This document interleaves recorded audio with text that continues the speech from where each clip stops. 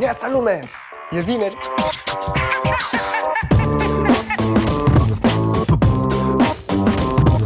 Începem azi cu o întrebare. Cât timp din viață îți petreci făcând diverse lucruri? De exemplu, câți ani din viață îi petreci pe wc? Nu știi? Îți spun eu. Aproximativ 3 ani. Adică stai. Vrei să spui că din toată viața mea 3 ani doar mă cac?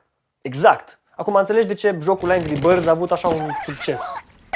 Și de asemenea, 10 ani petreci muncind, unde mai pui că jumătate din viață o dormi. Astea adunate, plus timpul care îl pierzi la coadă, în mașină, la școală, bărbierindu-te, stând pe net, etc., te face să realizezi cât de puțin timp îți mai rămâne să faci lucrurile care te fac fericit. Ceea ce vreau să spun e că viața e scurtă, așa că fă tot posibilul să fii fericit și să faci lucrurile care îți plac. Uite, de exemplu, mie îmi place surfing-ul.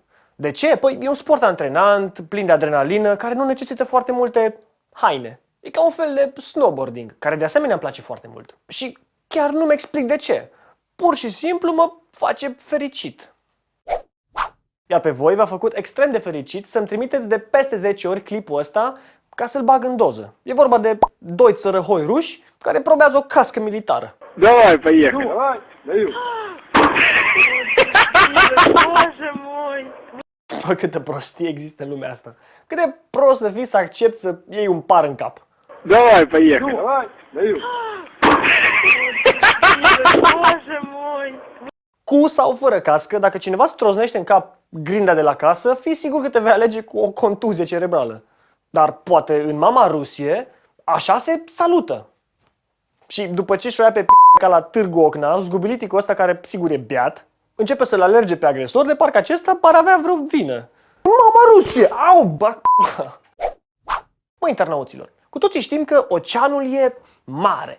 Și tocmai din cauza asta, a călători cu vaporul e mult mai sigur decât cu mașina, de exemplu. Adică mașina merge pe șosea, care e îngustă și pe care te poți ciocni foarte ușor cu altă mașină. Oceanul e mare, adică e loc suficient pentru toată lumea. Adică să reușești să ciocnești 2 vapoare în larg, trebuie să fii un nemurug fără minte care nu și-a luat pastilele. Trzymaj się!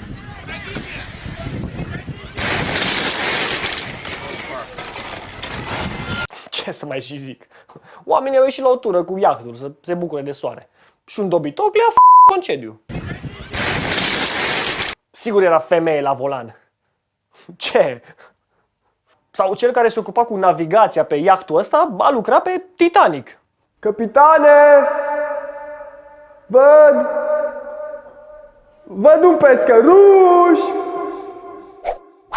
Toată lumea iubește animalele. Unii, din păcate, iubesc să se amuze pe seama lor.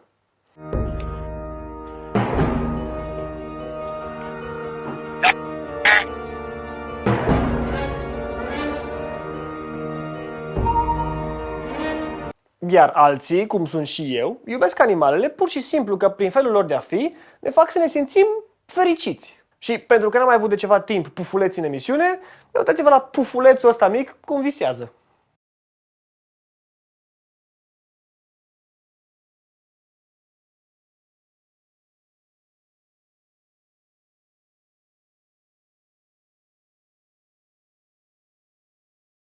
Nu mai suport, e prea multă dulceață pe metru pătrat, cred că o să explodez. E atât de drăguț încât deja mă cac curcube. Trebuie să dau un pumn la cineva să îmi recapăt bărbăția. Și ca să vezi că troglodiții sunt peste tot, clipul ăsta are peste 8 milioane de vizionări, e cel mai drăguț lucru pe care l-am văzut în viața mea și totuși are peste 400 de dislike-uri. Ce fel de Hitler satanist trebuie să fii? Dar gata, i-am f***ul la drupi un pumn în freză și mi-am revenit. După cum vedeți, nu mai vede bine. Să nu uit, vă mulțumesc tuturor care dați share pe Facebook la Doza de H, ne ajută foarte mult și apreciem. De fapt, apreciem atât de mult încât am făcut pentru voi un vlog. Nu l-ați văzut? Păi e aici. Ei, nu-i mare lucru, sunt doar eu îmbrăcat într-un șorț roșu, făcând sushi. Și vom mai face un vlog, sâmbătă asta, doar că nu știm ce să gătim. Așa că, dacă vreți să ne dați idei, mergeți la vlog sau pe Facebook, lăsați un coment cu rețeta voastră, iar dacă ne place, o vom găti weekendul ăsta. Dar asta a fost și pentru săptămâna asta, nu uitați să vă abonați, să împrăștiați Doza de H pe Facebook și să răspundeți la întrebarea vieții, care vine de la Călin Andrei și sună așa: în afară de mama Rusie, unde vrea să fie acum? Lăsați în comentariile voastre, în secțiunea de comentarii pe Twitter sau la tabul YouTube de pe Facebook. Și ce să vă mai și zic, mersi că m-ați urmărit și astăzi. Eu sunt Mikey, iar voi tocmai v-ați luat doza de H. Pa! Hai, cu mine dacă ești hai, depinde cum vrei să o dai. Ai grijă să nu te dai, hai, stai. Cu mine dacă nu-i bai, chiar dacă nu faci o lai, păi stigri baba, boy, hai. Cu mine dacă ești hai, depinde cum vrei să o dai. Ai grijă să nu te dai, hai. Începe să-l alerge pe agresor, de parcă acesta par avea vreo. Ce să mai și zic? Oamenii au ieșit la soare să se bucure de soare. Ce să mai zic? Oamenii au ieșit la o tură cu iahtul să se bucure de soare și dobitocul le-au stricat.